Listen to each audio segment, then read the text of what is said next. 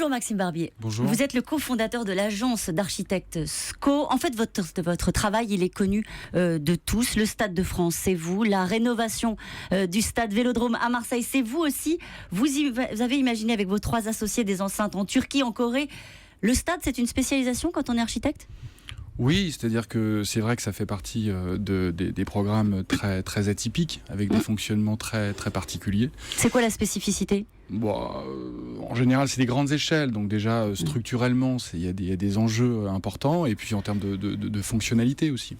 Bon, vous êtes un fan de foot ou pas ? C'est ça qu'on veut savoir. Pas forcément. J'aime bien le foot, mais je suis pas accro comme certains de mes amis. Quand vous passez devant le stade Vélodrome, on va y venir aux structures modulables, mais quand vous y allez comme spectateur ou quand vous passez devant, qu'est-ce que vous voyez qu'on ne voit pas ?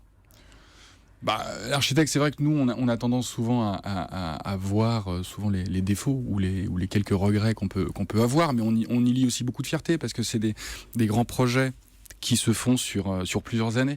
Donc quand les projets sont achevés, voilà, ils vivent leur propre vie, ils sont appropriés par les citadins, et donc c'est important. Et en plus, c'est vrai que le Vélodrome, quand on arrive d'avion, ou même c'est vrai que il y a un paysage très montagneux. Le Vélodrome à Marseille, oui, c'est très particulier. Les Marseillais, ils ont accompagné cet édifice-là, la construction de cet édifice. Oui, c'est vrai. C'est une ville qui a énormément bougé depuis ces dernières années. Et puis c'est un club qui est mythique, donc le chantier était suivi de près par les Marseillais. Alors je ne sais pas si vous avez fait le décompte, mais moi je l'ai fait. Nous sommes à 87 jours de l'Euro 2016 précisément.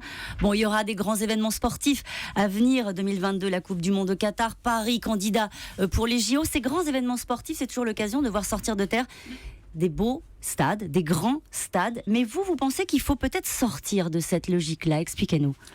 Oui, on a travaillé sur un projet qui s'appelle Stadium Square, qui est un projet de recherche à l'agence, qu'on a développé pour notamment la Coupe du Monde au Qatar, mais qui peut être diffusé dans le monde entier. Le sujet des stades et des grandes enceintes sportives, c'est qu'ils sont bien souvent sous-occupés. Donc ça, c'est un premier sujet, et qui est un vrai problème.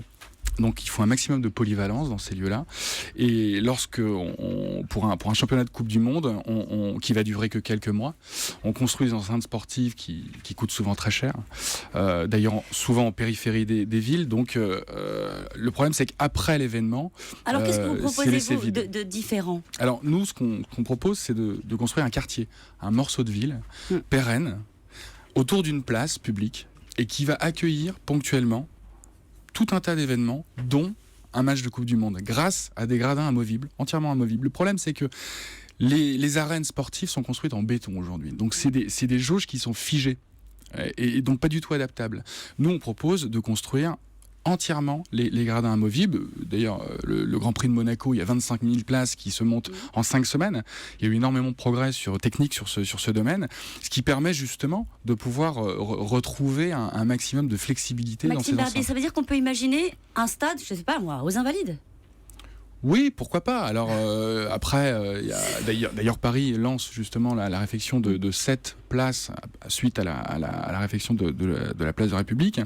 C'est justement dans cet esprit-là, c'est-à-dire que les places sont des lieux dans les villes de convergence et de rassemblement. Et avec le développement de l'automobile, c'est devenu des lieux de passage. Donc on essaye de retrouver justement un maximum de zones piétonnes pour se réapproprier ces lieux. Et ça, c'est un projet que vous menez en ce moment pour la Coupe du Monde du Qatar. Oui, on a rencontré... Il y a un petit détail, il fait 40 degrés là-bas au Qatar. Comment est-ce que vous faites pour aménager un stade modulable qui soit aussi climatisé ? C'est faisable, ça ? Tout à fait. Alors, justement, non. On a pris un peu un contre-pied bon, alors, aussi. désolé pour vous. Bien sûr, c'est faisable. Mais ça nous semble, une hérésie. Parce que de construire un stade entièrement climatisé, déjà, on aura du mal à le remplir après l'événement.